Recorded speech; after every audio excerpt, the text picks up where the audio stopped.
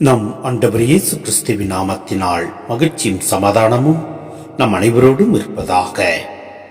எபிரேயர் 11:8 மற்றும் 11:12 மேலும் 17 19 முடிய.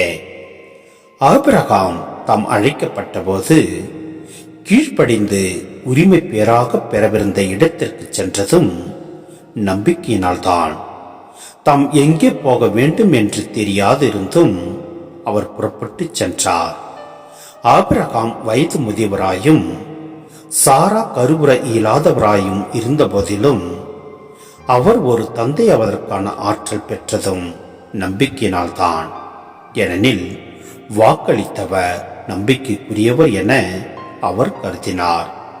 இவ்வாறு உயிரற்றவர் போலிருந்த இந்த ஒருவரிடமிருந்து வானத்தில் உள்ள திரளான விண்மீன்களைப் போலவும் கடற்கரையில் உள்ள எண்ணிராத மணலைப் போலவும் கணக்கற்ற மக்கள் பிறந்தனர். ஆபிரகாம் சோதிக்கப்பட்ட போது ஈசாக்கை பலியிட துணிந்தது நம்பிக்கையினால்தான். ஈசாக்கின் மூலமே உன் வழிமரபு விளங்கும் என்ற வாக்குறுதியை அவர் பெற்றிருந்த போதிலும் அவர் தம் ஒரே மகனை பலியிட முன்வந்தார். ஏனெனில் இறந்தோரை கடவுள் உயிரோடு எழுப்ப வல்லவர் என்பதை அவர் உணர்ந்திருந்தார். எனவே அவர் தம் மகனை மீண்டும் பெற்றுக்கொண்டார். பின்பு நடக்கவிருந்ததற்கு இது ஓர் அறிகுறி. ஈசாக்கு பிற்காலத்தில் நிகழவிருந்தவற்றை குறிப்பிட்டு யாக்கோப்புக்கும் ஏசாவுக்கும் ஆசி வழங்கியது நம்பிக்கையினால்தான். சிந்தனை: கிறிஸ்துவ வாழ்க்கையில் விசுவாசம் மிக மிக முக்கியம்.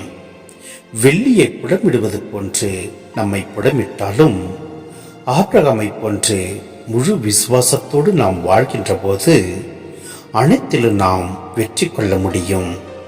நம் ஆண்டவர் இறந்தோரின் கடவுள் அல்ல, வாழ்வோரின் கடவுள். நம் ஆண்டவர் இறந்தோரை கடவுள் உயிரோடு எழுப்ப வல்லவர் என்பதை ஆபிரகாம் உணர்ந்திருந்தார். எனவே அவர் தம் மகனை மீண்டும் பெற்றுக்கொண்டார். அதே போன்று எப்படிப்பட்ட சூழ்நிலையில் நாம் வாழ்ந்தாலும் விசுவாசத்தில் நாம் உறுதியோடு நாம் வாழ்கின்ற போது அனைத்திலும் வெற்றி கொள்வோம்.